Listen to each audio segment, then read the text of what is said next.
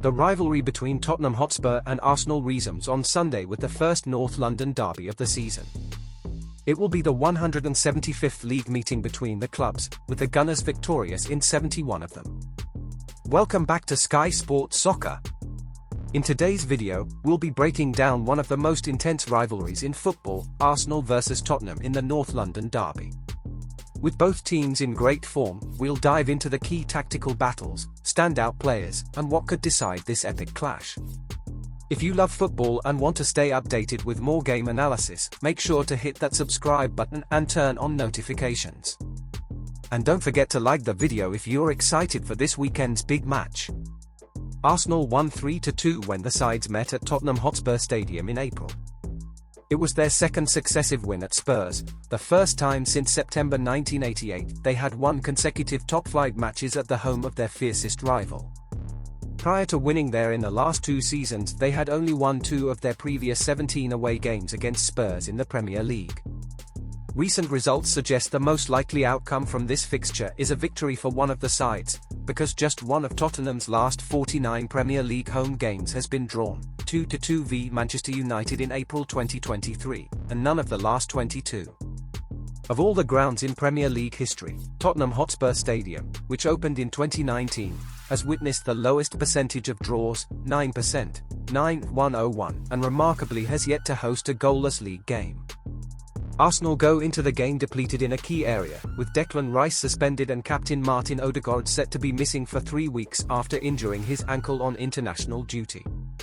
New signing Mikel Merino is also ruled out with a fractured shoulder, leaving Mikel Arteta with a problem to solve in midfield. Rice has been brilliant with the ball so far this season, boasting a passing accuracy of 97.1%, better than any other top-flight player to have featured for at least 90 minutes so far this term. The loss of Odegaard would mean the loss of their most creative spark, with no Arsenal player having created more chances than the Norwegian since the start of last season. How Arsenal could line up against Tottenham? The most obvious candidate to come into midfield is Jorginho. Last season, the Italy midfielder played more successful passes into the final third per 90 minutes than any other Arsenal player, averaged 23.9, and his ability to play accurate passes over the top could be an asset against Tottenham's high line.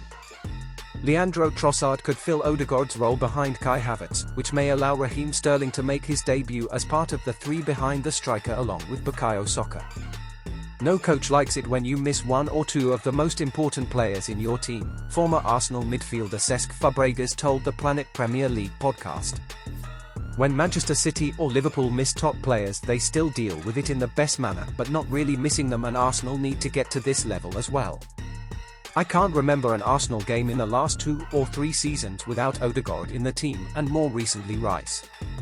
They are important players, but big teams are made of big squads, and they will need to prove they are ready to challenge the difficult moments as well. There has also been talk 17-year-old midfielder Ethan Nwaneri could play a part for the Gunners on Sunday. I have no doubts if Mikel puts him in the starting 11 or even during the game, it's because he's seen that he's good enough to make an impact, added Fabregas. Obviously, the consequences of Rice and Odegaard being out makes it a little bit faster than maybe what he would have liked. If he's part of the squad, it's because Arteta really believes he can bring something to the table. Can Tottenham capitalise on chances created? Tottenham have taken 4 points from a possible 9 this season. It has been a mixed start to the season for Tottenham, with a loss, a draw, and a win from their 3 games. However, all 3 could easily have been victories. Against Leicester City and Newcastle United they created plenty of chances but were unable to put them away, resulting in a draw and defeat respectively. They have had 48 shots so far this season, as many as Manchester City and Liverpool, with only Nottingham Forest managing more, 53. They will no doubt look to attack early, as they have done in other games this term. In their opening draw with Leicester they had 7 corners in the first 19 minutes, underlining their high-tempo start. I think Tottenham will have a real belief they can go and win this game, said former Manchester City defender Nedum Onuoha. A reaction to losing to Newcastle before the international break will be key, not least of all to be in your home stadium. Fabregas added, Tottenham are a team who are growing and playing very, very good football. They are very difficult to play against because they like to have possession and create chances, so you have to be solid defensively. Sun and soccer to dictate outcome. The first meeting between these two sides last season ended in a 2-2 draw at Emirates Stadium, with soccer on target for Arsenal and Son Heung-min scoring for Tottenham. Both players are expected to be key once again on Sunday. Son loves the North London derby. He has scored 8 goals against Arsenal in all competitions. Only Harry Kane, 14, Emmanuel Adebayor, 10, and Bobby Smith, 10, have netted more than the South Korea striker in the fixture. Meanwhile, soccer scored home and away goals against Tottenham in the Premier League last season. The only Arsenal players to score in 3 or more consecutive North London derby appearances in the competition are Adebayor, 5 between 2006 and 2008, and Robert Pires, 4 between 2002 and 2004. Both had similar attacking statistics last season, with Son having the slight edge by scoring 1 more goal than soccer, 17-16, and providing 1 more assist, 10-9. Set pieces could be key. Arsenal were deadly from set-piece situations last season, scoring 22 times from them, more than any other team. That is twice the amount Tottenham managed, with Spurs conceding 16 times from dead balls last term, including 2 in the 3-2 defeat against Arsenal. Only Sheffield United, Luton Town and Nottingham Forest conceded more. The Gunners have seen a big improvement in this area since set-piece specialist Nicolas Jova joined in 2021. In the 111 matches before Jova's arrival, Arsenal scored a goal every 32 corners. In the 111 fixtures since his arrival, they have found the net every 16 corners, a significant improvement. We are only 3 games into this season, so a minimal amount can be read into any team's set-piece strength this campaign, but Arsenal are yet to score from one, but Tottenham have.